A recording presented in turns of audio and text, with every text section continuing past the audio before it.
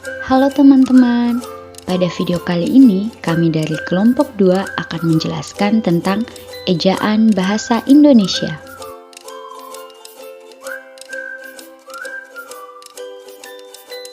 Jadi yang akan kita bahas yaitu pengertian ejaan bahasa Indonesia, sejarah penggunaan ejaan di Indonesia, aturan penggunaan tanda baca dan tata cara penulisan bahasa asing dan bahasa daerah dalam KTI.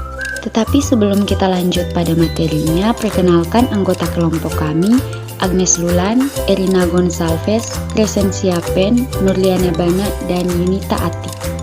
Materi yang pertama, apa itu ejaan? Dari segi umum, keseluruhan ketentuan yang melambangkan bunyi bahasa, termasuk pemisahan dan penggabungannya yang dilengkapi dengan tanda baca, sedangkan dari segi khusus, huruf, kata, kalimat. Selanjutnya yaitu fungsi ejaan, yang pertama sebagai landasan pembakuan tata bahasa, yang kedua sebagai landasan pembakuan kosakata dan peristilahan, dan yang ketiga penyaring unsur bahasa lain. Yang berikut adalah sejarah penggunaan ejaan.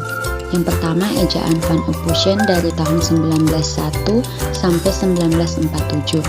Ejaan Republik atau Suwardi dari tahun 1947 sampai 1956, ejaan Pembaharuan dari tahun 1956 sampai 1961, ejaan Melindo dari tahun 1961 sampai 1967, ejaan baru dari tahun 1967 sampai 1972, ejaan yang disempurnakan dari 1972 sampai 2015, dan ejaan bahasa Indonesia dari 2015 dan sampai sekarang.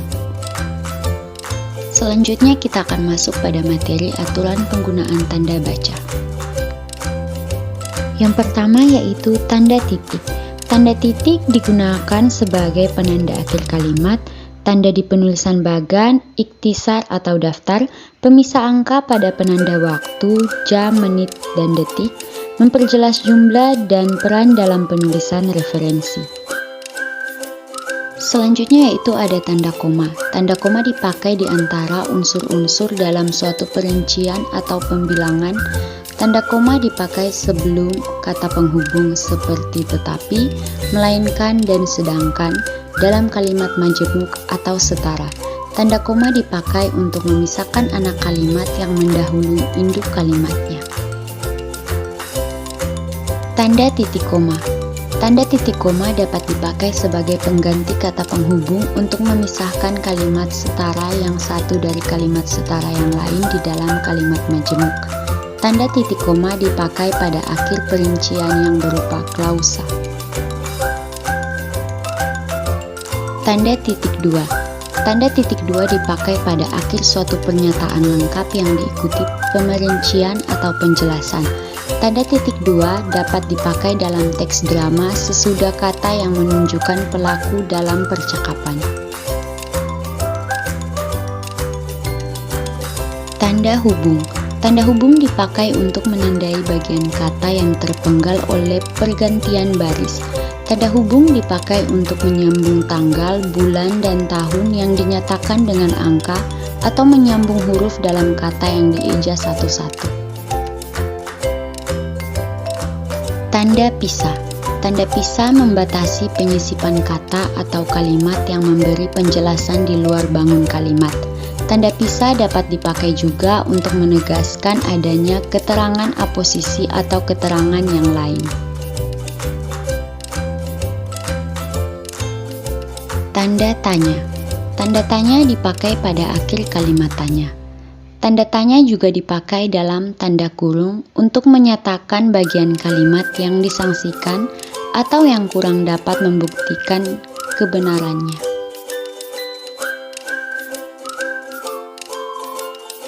Tanda seru. Tanda seru dipakai sesudah ungkapan atau pernyataan yang berupa seruan atau perintah yang menggambarkan kesungguhan, ketidakpercayaan, ataupun rasa emosi yang kuat.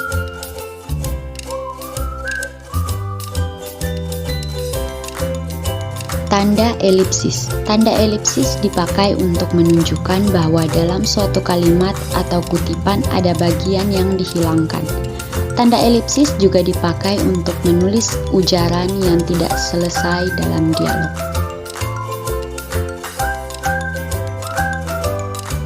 Tanda petik. Tanda petik dipakai untuk mengapit petikan langsung yang berasal dari pembicaraan, naskah, atau bahan tertulis lain. Tanda petik juga dipakai untuk mengapit judul sajak, lagu, film, sinetron, artikel, naskah, atau bab buku yang dipakai dalam kalimat. Tanda kurung. Tanda kurung mengapit tambahan keterangan atau penjelasan. Tanda kurung juga dipakai untuk mengapit keterangan atau penjelasan yang bukan bagian utama dari kalimat.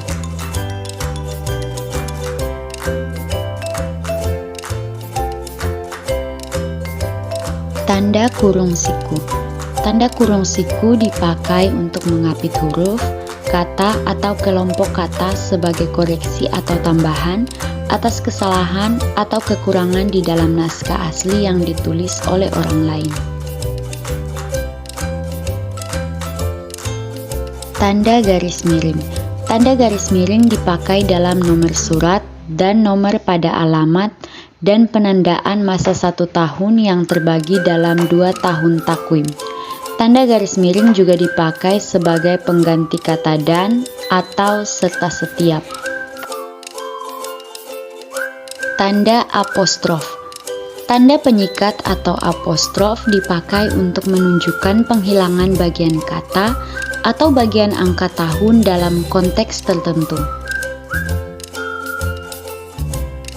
Materi selanjutnya yaitu tata cara penulisan bahasa asing dan bahasa daerah dalam karya ilmiah.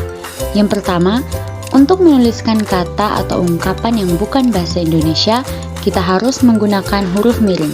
Yang kedua, kata atau ungkapan asing yang telah diserap ke dalam bahasa Indonesia, penulisannya diperlakukan sebagai kata Indonesia, yaitu tanpa cetak miring. Dan yang ketiga, untuk merangkai unsur bahasa Indonesia dengan unsur bahasa asing atau bahasa lain menggunakan tanda hubung.